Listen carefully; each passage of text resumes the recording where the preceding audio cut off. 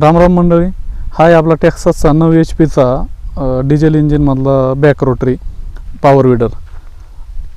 तर हा power back rotary खोललेला आहे आपण, काहीतरी त्या बॅक रोटरीच्या गिअरबॉक्समध्ये प्रॉब्लेम झाला होता, त्यामुळं तो खोललेला आहे. तर हा आहे PTO फिरल्यानंतर तो गिअरबॉक्स फिरून मागचा रोटर फिरतो.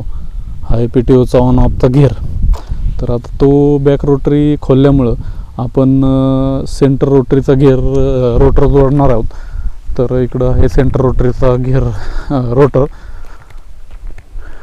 हे दोन्ही बाजूचे दोन सेंटर रोटरीचे जवळजवळ 2.5 फुटाचे दोन आहेत, म्हणजे 5 फुटाचा तो रोटर, पूर्ण रोटर तयार होतो. तर त्याआधी आपल्याकडे एक ही ट्रॉली आहे. ते ट्रॉली आपण, ही बाईक ट्रॉली आहे ॲक्च्युली. तर बाईक ट्रॉली आपण याला ॲडजस्ट होती आहे का ते पाहण्यासाठी खोललंच होतं. तर पाहावं म्हणलं तर जोडली होती. तर ही बाईक ट्रॉलीचे हे जे जोडायचं जे आहे, याला सुकान म्हणतात आमच्याकडं. तर हे थोडंसं अरुंद असल्यामुळे इथं जरा होतो आहे प्रॉब्लेम. हे जर थोडं लांब असतं आणि इथं एक शीट बसवलं असतं ना, तर आणि इथं सपोर्टला एक टायर, तर ही ट्रॉली एक नंबर चालते या बॅक रोटरीला. तसा हा बॅक रोटरी काम करायला फार उत्तम आहे.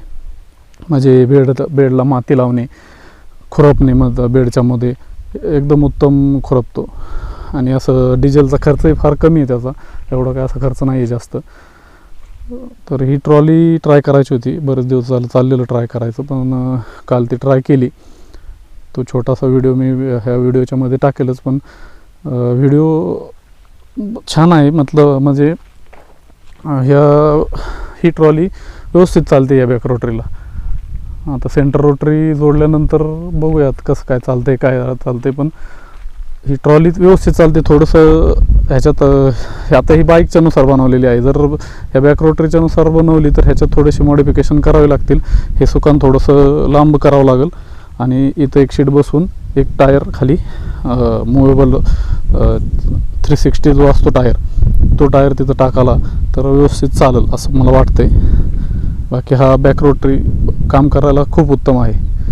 धन्यवाद.